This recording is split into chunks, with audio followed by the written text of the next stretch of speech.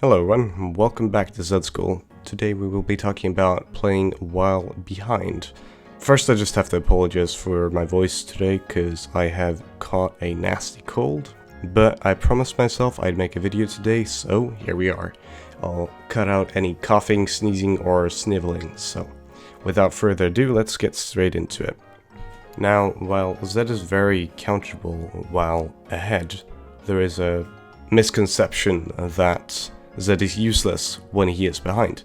And I mean, a lot of people talk about their specific champion or one specific champion being useless while behind.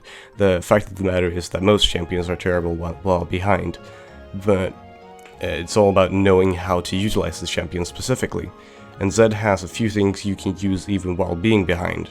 We'll look at some of those minor actions you can take with warding and such in the end, but first let's look at the three big things you can do with Zed while behind, and those are split pushing, peeling for your AD carry, and acting as a threat. Now all three of these are ways to get value while being behind, the same value as the one you get when you're ahead and able to deal damage. For example, the good thing about split pushing is that even if you're so far behind that you cannot fight the enemy top laner or mid laner or AD carry, whoever comes to defend, you are getting them away from their team, specifically if it's someone who's relatively strong, not specifically overfed, but relatively strong, 3-1 Jax or whatever. You're still pulling that person away from his team because he has to defend top lane, even if he can beat you in a 1v1.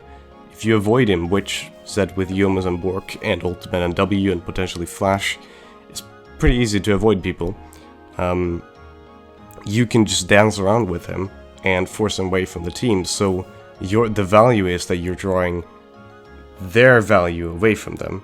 You're drawing the enemy team's Jax, a strong portion of the enemy team, away. In the same way, peeling for an AD carry means that the AD carry gets to potentially hit more because you're there to defend them, and the damage the AD carry deals is damage you're compensating because you can't deal that damage. And also, when you're peeling, you can also be saving your ultimate for cleanup, and generally, Zed works quite well for peeling because that means a lot of auto attacks, and with a crit build and a Bork, that works pretty well. Now, last but not least, acting as a threat.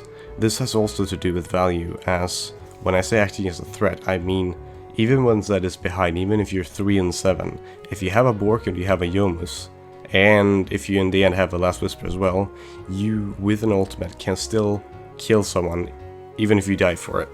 And you're pretty much gonna have to accept that if you're that far behind, you're going to die for it. And it's definitely worth if both of you die for it. If you get a mage, if you get an AD carry, if you get anyone who has been postponing their Zed counter item or their defensive item because you are far behind, then generally you can kill them.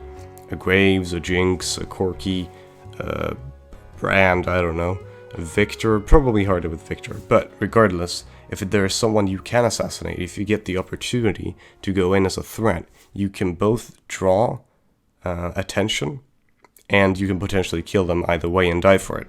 But being a threat means you're drawing attention to yourself, drawing burst to yourself, drawing focus to yourself, while your carries or the ones in your team who are ahead can focus on teamfighting, with less focus being on them. Some minor things to think about while losing lane, even to the point of you can't even get away from your turret and you're getting harassed at the turret, is to try to use a full W combo to push out the wave and then go eat wraiths, come back to defend your turret, and repeat, and then wait for a jungle gank, or just accept that you're a jungler will not gank a losing lane. So you play it safe and try to, whenever the enemy laner goes back, try to get a roam going, try maybe get a dragon, help your jungler, if nothing else just eat jungle farm, try to farm up and get back into the game again. Something big to look at though is warding for bot lane, because if you're not going to be active, the enemy mid laner is going to look to roam, and people generally don't roam to top lane because bot lane is more active in the early game, as that's where Dragon is at. So if you're not going to be active in your lane, if they can't snowball from you, if you can defend your tower, or even if you're not doing that, the enemy mid laner is definitely going to want to roam bot lane. And if they are strong, if they can dominate you in lane, they're probably very strong at that point of the game. So you have to ward up properly for bot lane. That means you have to ward where you'd normally roam towards bot lane.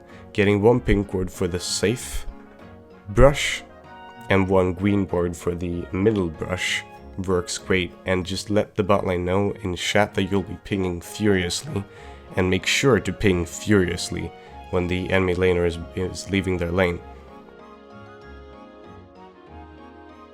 In either case, if you like this video, you can leave a like and share it with your parents so that they know you're taking school very seriously. Thanks for watching, guys.